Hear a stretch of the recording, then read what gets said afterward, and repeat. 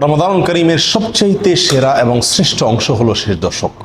প্রথম এবং দ্বিতীয় দশকের ইবাদত বন্দিগির চাইতে শেষ দশকে ইবাদত এবং বন্দিগির গুরুত্ব অনেক অনেক গুণ বেশি। এই দশকের মর্যাদা এবং গুরুত্বের বিশেষ কারণ রয়েছে।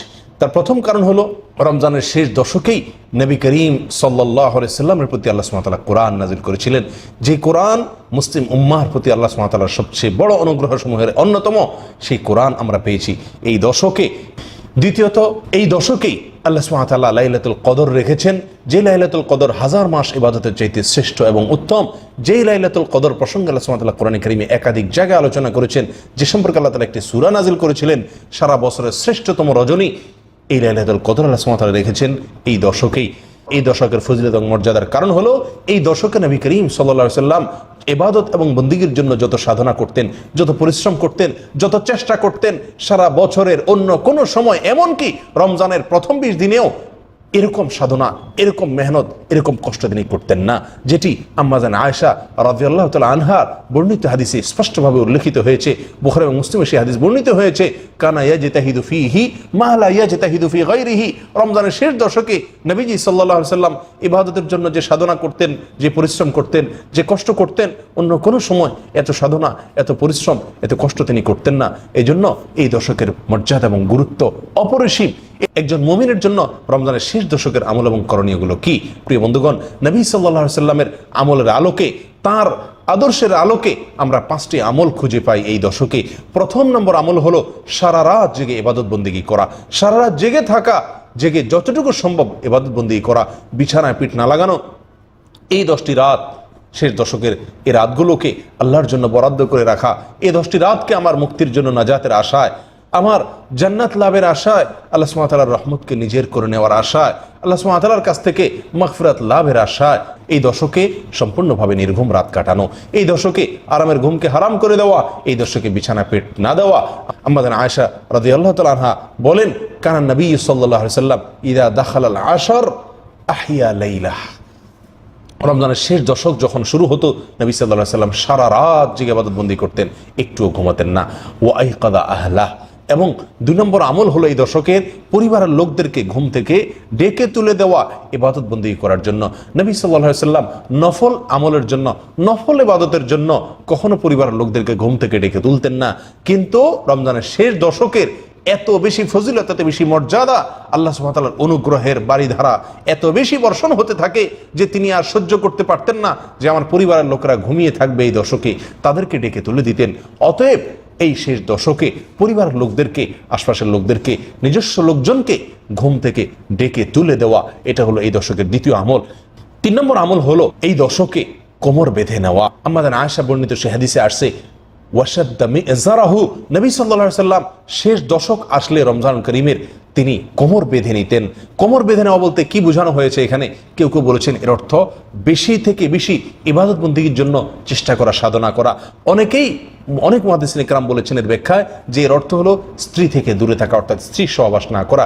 নবী করিম সাল্লাল্লাহু আলাইহি সাল্লাম শেষ দশকে স্ত্রী সহবাস করতেন না, স্ত্রীদের থেকে দূরে থাকতেন। অনেক মুহাদ্দিসিনের মতে কোমর বেঁধে নেওয়া বলতে ইঙ্গিতে এই কথাটাই বোঝানো হয়েছে। 4 নম্বর আমল হলো এই দশকে লাইলাতুল কদর তালাশ করা। লাইলাতুল কদর তালাশ করা বলতে উদ্দেশ্য হলো শেষ দশকের প্রতিটি রাতই লাইলাতুল কদর হওয়ার সম্ভাবনা রাখে। বিশেষ করে বেজোড় রাতগুলোতে লাইলাতুল কদর হওয়ার সম্ভাবনা রয়েছে। নবী করিম সাল্লাল্লাহু আলাইহি সাল্লাম বলেছেন, তাহাররু লাইলাতুল কদর ফিল ভিত্রি মিনাল আশরিল আওয়াখির মিন রমাদান। সহিহ বুখারীর হাদিসে নবী সাল্লাল্লাহু আলাইহি সাল্লাম ইরশাদ করেছেন, তোমরা রমজানের শেষ 10টি রাতের বেজোড় রাতগুলোতে লাইলাতুল কদর তালাশ করো। এই লাইলাতুল কদর তালাশ করা বলতে উদ্দেশ্য হলো শেষ 10টি রাতের প্রতিটি রাতে, বিশেষভাবে বেজোড় রাতগুলোতে ইবাদত বন্দেগী করা বেশি থেকে বেশি, এই আশায় যে আমার এই রাতটি যদি সারা রাত ইবাদত বন্দেগীতে কাটাতে পারি, তাহলে এই রাতটি যদি লাইলাতুল কদর হয়ে থাকে, কোনটি লাইলাতুল কদর আমি নিশ্চিত জানি না, আল্লাহ সুবহানাহু ওয়া তাআলা এটি আমাদের জন্য উজ্জ্বল রেখেছেন। তাহলে এই রাতটি যদি আমার লাইলাতুল কদরের ইবাদত হয়ে যায়, লাইলাতুল কদরে আমার ইবাদত হয়ে যায়, তাহলে সেই ইবাদতটি হাজার মাস ইবাদত করার চেয়ে শ্রেষ্ঠতম ইবাদত হবে, মর্যাদার ইবাদত হবে। প্রিয় বন্ধুগণ, সেজন্য 4 নম্বর আমল হলো লাইলাতুল কদর তালাশ করার আশায় প্রত্যেকটা রাত, বিশেষ করে বেজোড় রাতগুলোতে ইবাদত বন্দি করা। নাম্বার 5 আমল হলো ইতিকাফ করা। রমজানের শেষ দশকে দুনিয়ার সমস্ত কিছু থেকে বিচ্ছিন্ন হয়ে, সব কিছু ত্যাগ করে মসজিদে এসে আল্লাহর দরবারে এসে একান্তে নিজে ইবাদত বন্দেগী করতে থাকা, এটি নবী সাল্লাল্লাহু আলাইহি সাল্লামের আজীবনের আমল ছিল। বুখারীর হাদিসে আসছে, আম্মা জান আয়েশা রাদিয়াল্লাহু তাআলা আনহা বলেন, কারণ নবী সাল্লাল্লাহু আলাইহি সাল্লাম ইয়াতাকিফু আল আশর আল আওয়াখির মিন রমাদান হাত্তা তাওয়াফাহুল্লাহ। নবী সাল্লাল্লাহু আলাইহি সাল্লাম রমজানের শেষ দশক আসলে মসজিদে ইতিকাফ করতেন। সারা জীবন মৃত্যু পর্যন্ত তিনি আমলটি করে গিয়েছেন, একটি বছরও তিনি এই আমলটি ছাড়েননি তার জীবদ্দশায়। রমজানের রোজা ফরজ হওয়ার পর থেকে প্রিয় বন্ধুগণ, যে আমলটি নবী করিম সাল্লাল্লাহু আলাইহি সাল্লামের জীবনে একবারও ছুটেনি, কোনো বছরও ছুটেনি, আমরা আজ মুসলিম সমাজের বেশিরভাগ লোক আমাদের অবস্থা হলো সে আমলটি আমাদের জীবনে হয়তো একবারও হয়নি। কত জঘন্য বৈপরীত্য নবী সাল্লাল্লাহু আলাইহি সাল্লামের আমলের সঙ্গে। প্রিয় বন্ধুগণ, আসুন এই জন্য এই আমলটির গুরুত্বকে অনুধাবন করি। এটি আমাদের সমাজ থেকে সম্পূর্ণভাবে বিলুপ্ত হয়ে যাওয়া আমলসমূহের মধ্যে থেকে একটি।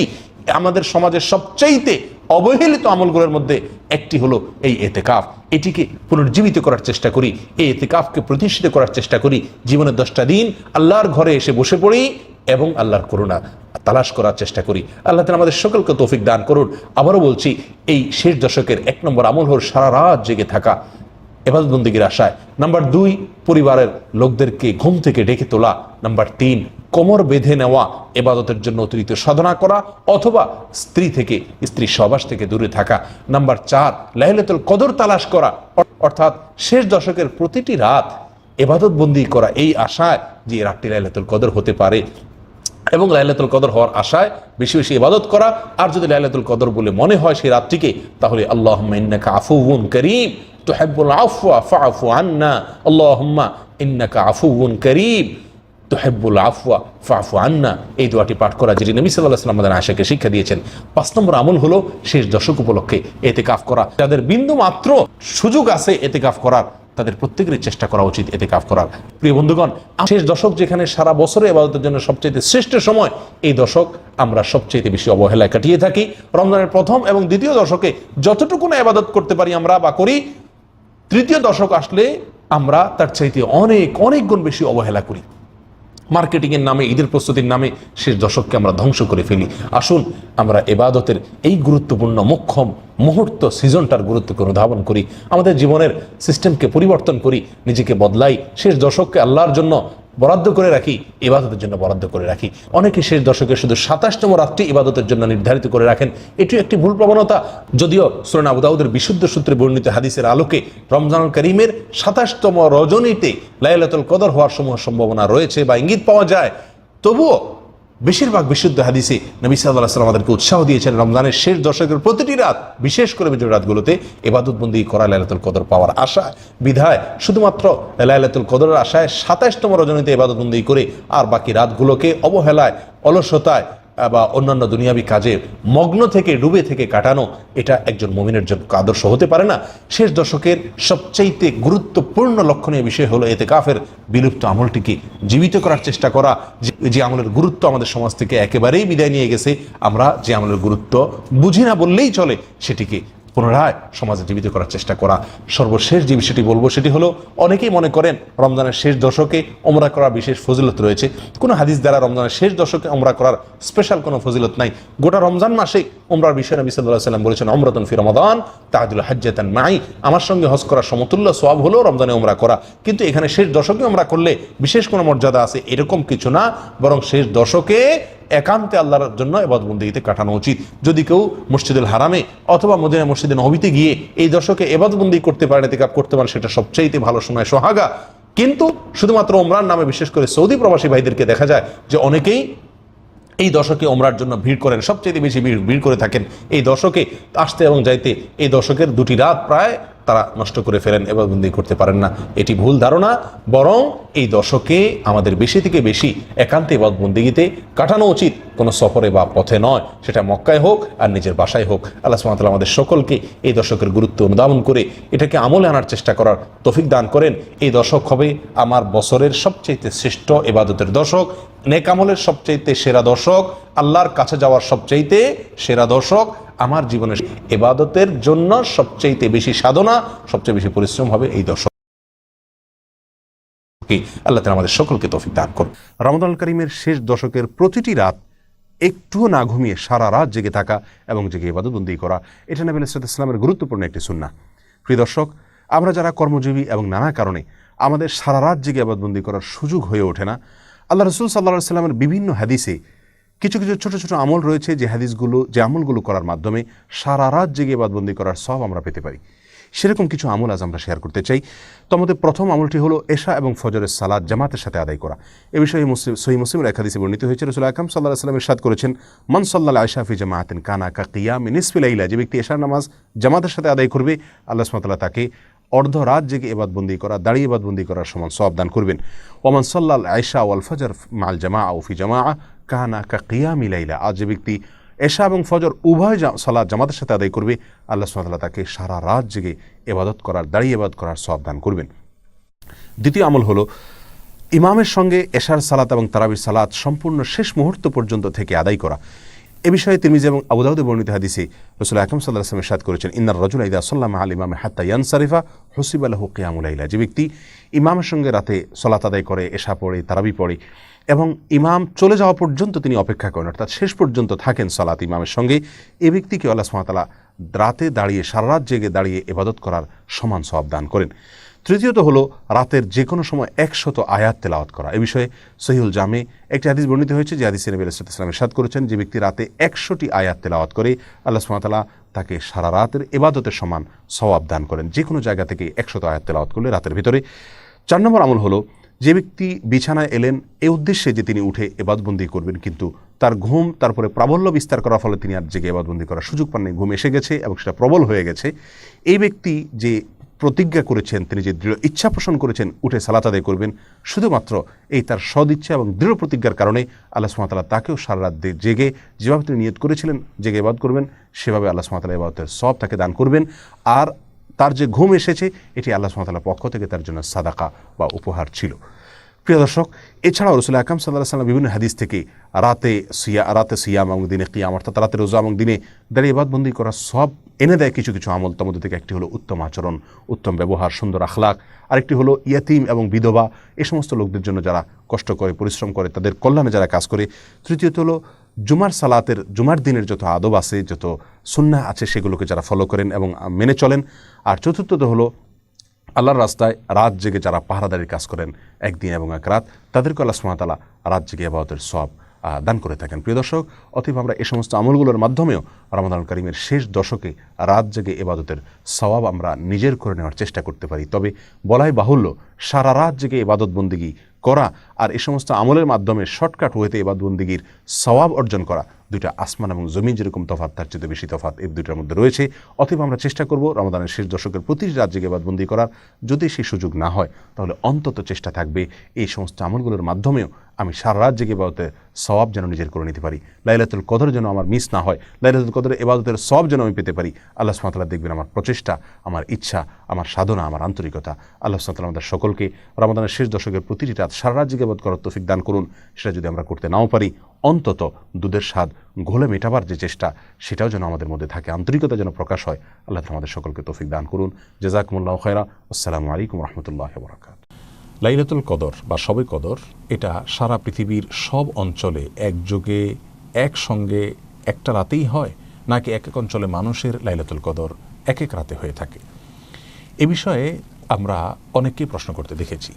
মূলত রমজানের শেষ দশকের বেজোড় রাতগুলোতে লাইলাতুল কদর হওয়ার সম্ভাবনা বেশি থাকে, আর শেষ দশকের যে কোনো রাতেও লাইলাতুল কদর হতে পারে, এটি বিভিন্ন হাদিস থেকে আমরা বুঝতে পারি।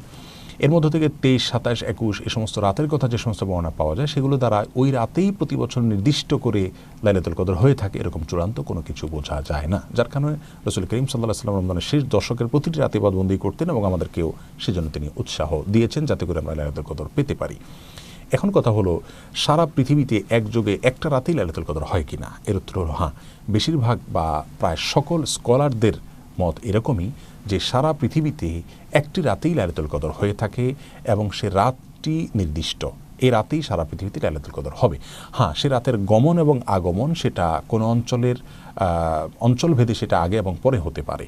যেমন কথার কথা, আজকের যে রাতটি এখন আমরা যে রাতে রয়েছি, এই রাতটি পাক ভারত মহাদেশের মানুষের জন্য বেজোড় একটি রাত, 23তম রাত কথার কথা।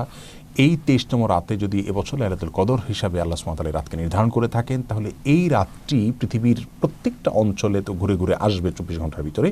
এই রাতটি যে অঞ্চলে যখন আসবে, সেটা আমাদের রাত শেষ হওয়ার কয়েক ঘন্টা পরে শুরু হোক অন্য কোনো অঞ্চলে, অথবা আমাদের রাত শুরু হওয়ার আগে কোনো অঞ্চলে শেষ হয়ে গেছে, এই রাতটি 24 ঘন্টার ভেতরে যে অঞ্চলে যখনই থাকবে তখনই লাইলাতুল কদর হবে। এবং ফেরেশতাদের আগমনের কথা বলা হয়েছে, যখন যেখানে রাত হবে সেখানে ফেরেশতাদের আগমন এর বিষয়টি ঘটবে। তাহলে রাত একটাই থাকছে, সেই রাতেই সারা পৃথিবীর সকল অঞ্চলে লাইলাতুল কদর হচ্ছে। তবে সেই রাতটি কোনো অঞ্চলে মানুষের জন্য হয়তো বেজোড় রাত হচ্ছে, অন্য অঞ্চলে মানুষের জন্য সেটি জোড় রাত হতে পারে। এটি হলো অনেক ওলামার ব্যাখ্যা, তার মধ্যে থেকে শেখ সুলাইমান আত-তুয়াইজিরি সহ সৌদি আরবের অনেক বড় বড় স্কলারগণ এরকম ব্যাখ্যা করেছেন। এর বাইরে কোনো কোনো ওলামা ইকরাম অবশ্য ভিন্ন কথা বলেছেন। তারা বলেছেন যে আল্লাহ সুবহানাহু ওয়া তাআলা কোনো একটি রাত কোনো বছরের জন্য চূড়ান্ত করেছেন, কথার কথা এবছর 25তম রজনীতে লাইলাতুল কদর হবে, বিজোড় রাত 25তম রাত। সারা পৃথিবীতে যেই দেশে যখন 25তম রজনী হবে সেই দেশে তখন লাইলাতুল কদর হবে, এরকম একটা ব্যাখ্যাও আছে। যদিও ম্যাক্সিমাম স্কলারদের মত হলো যে একযোগে একটি রাতেই লাইলাতুল কদর হবে। সেই রাতটি কোনো অঞ্চলে একটু আগে আসতে পারে, কোনো অঞ্চলে একটু পরে আসতে পারে, কিন্তু রাত সেটাই থাকবে। কারোর জন্য জোড় হতে পারে, কারোর জন্য বেজোড় হতে পারে, রাত সেটাই থাকবে এবং সেটা রমজানের শেষ দশকের মধ্যেই থাকবে। প্রিয় দর্শক, তাহলে আমরা পৃথিবীর যে প্রান্তেই বসবাস করি না কেন, আমাদের জন্য সবচেয়ে গুরুত্বপূর্ণ বিষয় হলো রমাদানের শেষ দশকের প্রতিটি রাতে ইবাদত বন্দেগী করা, বেজোড় রাতগুলোতে বেশি করে করার চেষ্টা করা। এর মধ্যে থেকে কোন রাতে লাইলাতুল কদর হবে আমরা কেউই জানি না। অতএব এক এক অঞ্চলে এক এক রাতে হচ্ছে নাকি একই রাতে হচ্ছে, এ বিষয়ে জানা আমাদের জন্য যতটা গুরুত্বপূর্ণ, এর চাইতে অনেক বেশি গুরুত্বপূর্ণ হলো আমি যেখানে অবস্থান করছি সেখানে রমজানের শেষ দশকের প্রতিটা রাতে ইবাদত বন্দেগী করার চেষ্টা করা। আল্লাহ তাআলা আমাদের সকলকে লাইলাতুল কদর ইবাদত বন্দেগী করার তৌফিক দান করুন এবং লাইলাতুল কদরের ইবাদতের ফজিলত আমাদের প্রত্যেককে আহরণ করার তৌফিক নসিব। ইবাদতের স্বাদ নষ্ট হয়ে যায় চোখের জুনার কারণে। কিসের কারণে? আমি আপনাদেরকে আল্লাহর উপরে ভরসা করে বলছি, যদি কেউ ইবাদতের স্বাদ পান না এই অভিযোগ করেন, আপনি টানা 10 দিন 20 দিন এই চোখ দিয়ে হারাম কোনো পর্নোর দিকে তাকাবেন না, কোনো মিউজিক কোনো গান শুনবেন না, মোবাইলেও না, মোবাইলের বাইরেও না, টেলিভিশনেও না, কোনো দিকেই না। রাস্তা চলবেন, নিজেকে নিয়ন্ত্রণ করবেন, নজর পড়ে গেছে সাথে সাথে নিজেকে শাসন করবেন, ভৎসনা করবেন, আল্লাহর কাছে মাপ চাইবেন, এরপরে আরো সাবধান হয়ে চলবেন। এইভাবে 10-15 দিন যদি চোখের জানা থেকে আপনাকে বাঁচাতে পারেন নিজেকে, ইনশাআল্লাহ আপনি ইবাদতের স্বাদ পাবেন। আপনি রুকু করলে, সিজদা করলে আর উঠতে মনে চাবে না। ভাইরে, আজ আমাদের কাছে নামাজটা বোঝা হয়ে গেছে। আমরা নামাজটা পড়ি একটা বোঝা, পড়ে শেষ করতে পারলে বাঁচি। সাহাবায়ে কেরাম, এমনকি আমাদের প্রিয় নবী করিম সাল্লাল্লাহু আলাইহি সাল্লাম কিভাবে নামাজ পড়তেন জানেন? আম্মা জান আয়েশা বলেন, তিনি যখন রাতের জন্য নামাজ পড়তেন, লা তাসআল আন হুসনিহিন্না ওয়া তুলিহিন্না, নবীজির রাতের নামাজের কি সৌন্দর্য ছিল, আর বলো না। যখন তিনি দাঁড়িয়ে কেরাত পড়তে থাকতেন, এত লম্বা সময় পড়তেন, আমরা মনে করতাম হায়রে রুকুতে আর যাবেন না মনে হয়। রুকুতে যাওয়ার পর সুবহান রাব্বিয়াল আযীম, আল্লাহর পবিত্রতা বর্ণনা করছেন, মালিকের সামনে নিবেদন করছেন তাসবিহ। এত বেশি ভালো লাগা কাজ করতো, নবীজি রুকু থেকে আর উঠতেন না। আম্মাজান আয়েশা বলেন, মনে হতো তিনি আর উঠবেন না, মাথা তুলবেন না। ভয় হতো যে হায়রে এত সময় ধরে তিনি রুকুতে আছেন, কষ্ট হয়ে যাচ্ছে, মাথাটা কেন তুলছেন না। এরপর যখন মাথা তুলতেন, এত সময় ধরে দাঁড়িয়ে আল্লাহর প্রশংসা করতেন, হামদান কাসীরান তাইয়িবান মুবারাকান ফি, রব্বানা ওয়ালাকাল হামদ। এতবার এত সময় নিয়ে বলতেন, মনে হয় যে আর সিজদা যাবেন না। আবার সিজদা গেলে একই অবস্থা। সবচেয়ে মজার জায়গা সিজদা, আমার মালিককে আমি সিজদা করছি, এই সিজদার বিনিময়ে দুনিয়া এবং দুনিয়ার মধ্যে যা কিছু আছে সবকিছুর চাইতে উত্তম হবে, মালিকের সবচেয়ে নৈকট্য অর্জন হবে।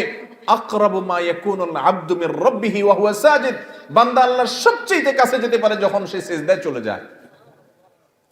প্রধানমন্ত্রীর খুব কাছে যেতে পারলে, প্রেসিডেন্টের খুব কাছে যেতে পারলে আমাদের গর্ব হয়।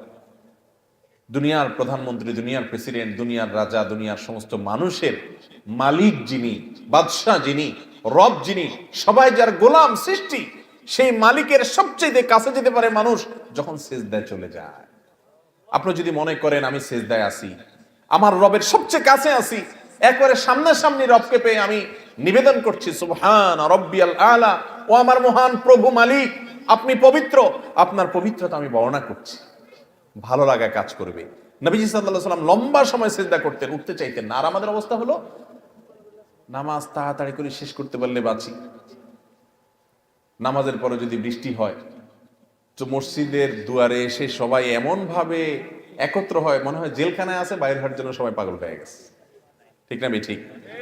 ভাইরা আমার, এই ইবাদতের স্বাদ নষ্ট হয় যে কাজগুলোর মাধ্যমে, তার মধ্যে অন্যতম একটা কাজ হলো চোখের গুনাহ, যেটা আজ ব্যাপক হয়ে গেছে। এই জন্য ইবাদতের স্বাদ নাই। আল্লাহ আমাদেরকে চোখের জেনা থেকে বেঁচে থাকার তৌফিক দান করুন। আর এমনি গণহারে গুনাহের কারণেও ইবাদতের স্বাদ কমে যায়। ইবাদতের স্বাদ কমার তৃতীয় কারণ হলো হারাম খানা।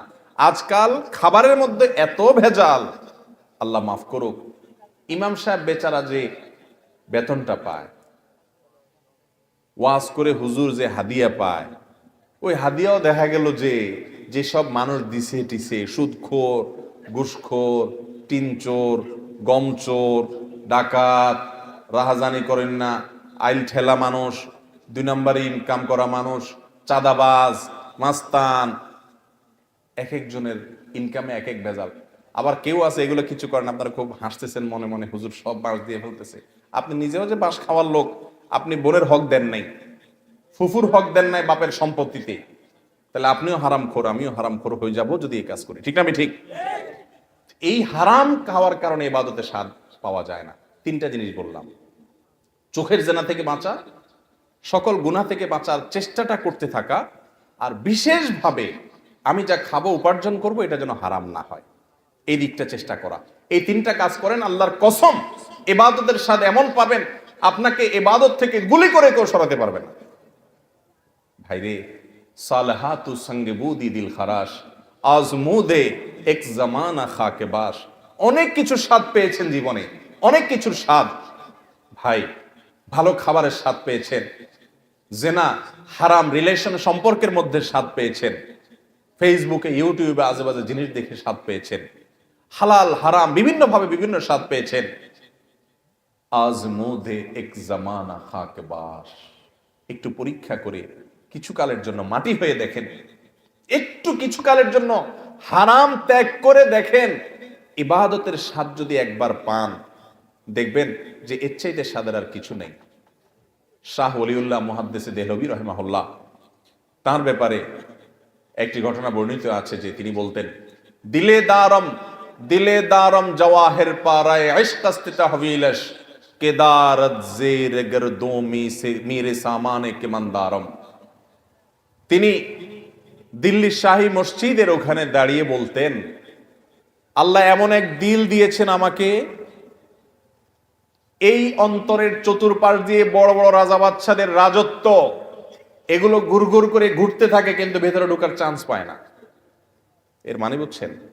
মনে করেন একজন আপনার বাড়ির পাশে 2 নম্বর টাকা দিয়ে আঙ্গুল ফুলে কলা গাছ হয়ে গেছে, আছে না? না এরকম আপনার বাপেও খোঁচায়, মায়েও খোঁচায়, আপনার নিজের কাছেও খারাপ লাগে যে আমি কি করলাম। হ্যাঁ, আরেকজন হারাম রিলেশন করে 2টা 4টা সম্পর্ক করে ফেলছে, আপনার কোনো হারাম রিলেশন না, আপনি মনে করতেছেন আরে আমি দুনিয়ার এই ভোগ উপভোগ থেকে নিজেকে দূরে সরিয়ে রাখলাম। তো তিনি বলেছেন, আমার অন্তরে এগুলার লোভ, মোহ, পদ, টাকা পয়সা, অমুকে রাজনীতি করতে করতে বিশাল নেতা হয়ে গেছে, এখন তার দেখে কে আর পয়সা ক্ষমতা, কিন্তু আমি তো সেই জায়গায় পড়ে থাকলাম। মনের মধ্যে এগুলো ঢুকতে চেষ্টা করে, এগুলার বড়ত্ব মনের ভিতরে ঢুকলে তখন আস্তে আস্তে সেগুলো করতে মনে চায়। তো তিনি বলেছেন এগুলো সব আমার মনের চতুর্পাশ দিয়ে ঢুকে, কিন্তু ঢুকতে পারে না, কারণ কেদারত জের গরদুমি রেসামান কামান ধারম। ও দুনিয়ার রাজা বাদশারা, ও মোগল সম্রাটেরা, আমি যে অন্তর রাখি, এই অন্তরে আল্লাহর ইবাদত করে যেই পরিমাণ নিজেকে ধনী মনে হয়, তোমাদের কাছে যত কিছু আছে এগুলো সব আমার কাছে তুচ্ছ মনে হয়, এগুলোর কোনো মূল্য আমার কাছে নাই, তোমরা এগুলোকে অনেক বড় কিছু মনে করতে পারো। মুসলমানের নজর হবে সেরকম, এগুলো কল্পকাহিনী মনে হবে। এক সময় আল্লাহর নেককার বান্দারা পৃথিবীতে যারা ছিলেন, তাদের কাছে এগুলোই মনে হতো। সাহাবা একরাম, বড় বড় সম্রাটদের মাথার উপরের মুকুট স্বর্ণ দিয়ে তৈরি, মসজিদে নববীর সামনে এনে রাখা হয়েছে। ইবাদতের স্বাদ পাওয়ার আগে, ইসলাম গ্রহণ করার আগে, যারা একটু ওটের পানি পান করানোকে কেন্দ্র করে শতাব্দীকে শতাব্দী যুগ যুগ ধরে যুদ্ধ করে বেড়াতো, তুচ্ছ জিনিসের জন্য লড়াই করত, সেই মানুষগুলো ওই মুকুটকে, সম্রাটের সেই সোনাখচিত মুকুটকে পাও দিয়া উষ্ঠা মারে লাথি মারতে মারতে চলে যায়। এগুলো তাদের অন্তরে প্রবেশ করতে পারে না, এগুলো তাদেরকে কোনো অবস্থাতে দুর্বল করতে পারে না। ও ভাই, ইবাদতের স্বাদ যদি একবার পেয়ে যান, আল্লাহর কসম, পৃথিবীর সব কিছু আপনার কাছে তুচ্ছ হবে, সৎ, সততা, নীতি, আদর্শ আপনার কাছে বড় হবে। আল্লাহ আমাদেরকে ইবাদতের স্বাদ পাওয়ার তৌফিক দান করুন। তাহলে 3 কাজ করতে হবে: চোখের জেনা থেকে বাঁচতে হবে, সকল গুনাহ থেকে বাঁচার বিশেষ চেষ্টা থাকতে হবে, আর হারাম খানা থেকে বাঁচার চেষ্টা করতে হবে।